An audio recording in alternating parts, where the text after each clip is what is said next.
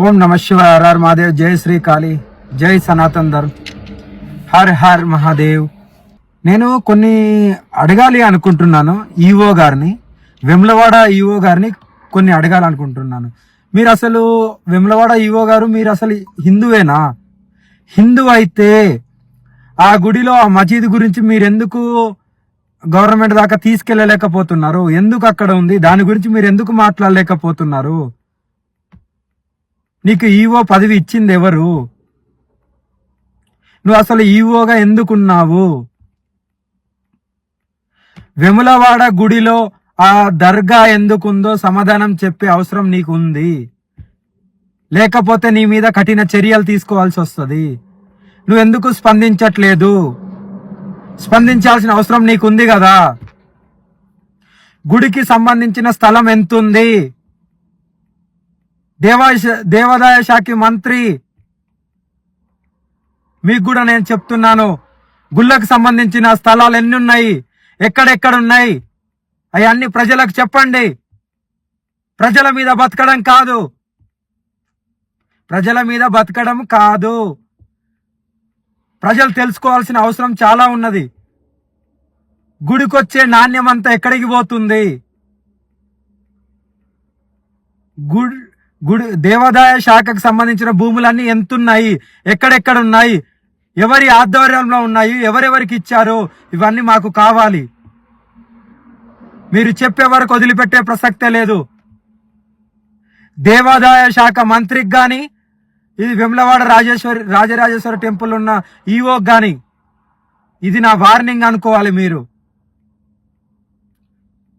అది మా హక్కు, మా సనాతన ధర్మానికి సంబంధించింది. అది గుళ్ళకు సంబంధించినవి ఏదున్నా సరే అది ప్రజలకు తెలియాల్సిందే. ఎందుకు మీరు ఇలా చేస్తున్నారు? ఎందుకు చెప్తలేరు? దేవాదాయ శాఖకు సంబంధించిన 25, 33, 43 వీటికి ప్రకారంగా ఆ ఫైల్స్ ఏడున్నాయో కూడా మాకు తెలియాలి. అవన్నీ మాకు కావాలి, మాకు చూపియండి. 25, 33, 45 ఈ ఫైల్స్ అన్ని బయటికి తీయండి. ఈవో గారు, నేను వస్తున్నాను. సమాధానం చెప్పే మీకు బాధ్యత మీది. నాకు సమాధానం చెప్పే తీరాలి. దేవాదాయ శాఖ మినిస్టర్ అయినా సరే, ఈవో గారు, వెమ్లవాడ ఈవో గారు, మీకైనా సరే సమాధానం చెప్పే అవసరం ఉంది. నాకు చెప్పి తీరాలి. మీరు ఏమనుకుంటున్నారు? మీరు లోపల అంత దర్గా ఉన్నా కూడా మీరెందుకు తీసేస్తున్నారు?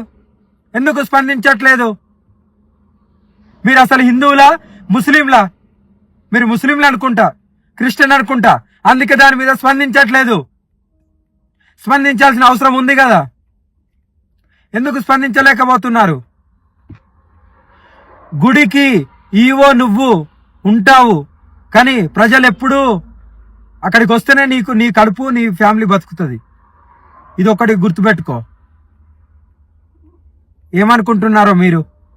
గుళ్ళొచ్చే నాణ్యాలు తీసుకోవడం తెలుసు, గుడికొచ్చే ఆదాయం ఎక్కడికి పోతుందో తెలియదు. చెప్పాల్సిన అవసరం మీకుంది కదా. 25, 33, 45 ఈ ఫైల్స్ ఏడున్నాయో మీకు మాకు సమాధానం ఇచ్చే తీరాలి ఈవో గారు. తస్మా జాగ్రత్త, ఒక్కరిని వదిలిపెట్టేది లేదు. దీని మీద ప్రభుత్వం కూడా స్పందించాలి. చులకనగా ఉందా? గుడి సరౌండింగ్ లో ఏ ముస్లిం గాని, ఏ క్రిస్టియన్ గాని అక్కడ వ్యాపారం చేయడానికి వీల్లేదు. ఎందుకు వ్యాపారం చేయనిస్తున్నారు? అది మన గుడి, మన గుళ్ళ దగ్గర మనమే వ్యాపారం చేసుకోవాలి. ఒక బీదవాడు వచ్చి, మన హిందువు ఒక బీదవాడు వచ్చి అక్కడ వ్యాపారం, కొబ్బరికాయనో, కుంకుమనో, గాజులో ఏదో ఒక వ్యాపారం చేస్తే 3 పూటల భోజనం దొరుకుతుంది. కడుపు నిండా భోజనం చేసి ఆనందంగా ఉంటారు. వాళ్ళకి కదా మీరు అక్కడ కొట్టు పెట్టుకొని ఇవ్వాలి, అక్కడ కదా మీరు షాప్ పెట్టుకొని ఇవ్వాలి. ఎందుకు ముస్లింలని, క్రిస్టియన్ని ఆ గుడి దగ్గర మీరు షాప్ పెట్టుకొని ఇస్తున్నారు? మీరు అమ్ముడు పోయారా? మీరు అమ్ముడు పోయారా అని అడుగుతున్నాను. మీరు అమ్ముడు పోతే ఆ గుడి వదిలేసి వెళ్ళిపోండి. ఎందుకు ఇక్కడ ఉన్నారు? సమాధానం చెప్పే తీరాలి మీరందరూ. నీకు నేను గట్టిగా హెచ్చరిస్తున్నా, గుడి ఈవో గారు, వెమ్లవాడ ఈవో గారు, ఈ అన్నిటికీ మీరు సమాధానం చెప్పే తీరాలి. కఠినమైన చర్యలు ఉంటాయి. హిందూ బంధువులారా కదిలి రండి. 3 తారీఖు అందరూ కదిలి రండి. కలిసి కట్టుగా మన ధర్మాన్ని కాపాడుకుందాం. మన గుళ్ళని మనమే రక్షించుకుందాం. మన ఆడపిల్లలని మనమే రక్షించుకుందాం. మన గోమాతని మనమే కాపాడుకుందాం. హర హర మహాదేవ్. జై శ్రీకాళి. జై సనాతన్ ధర్మ్.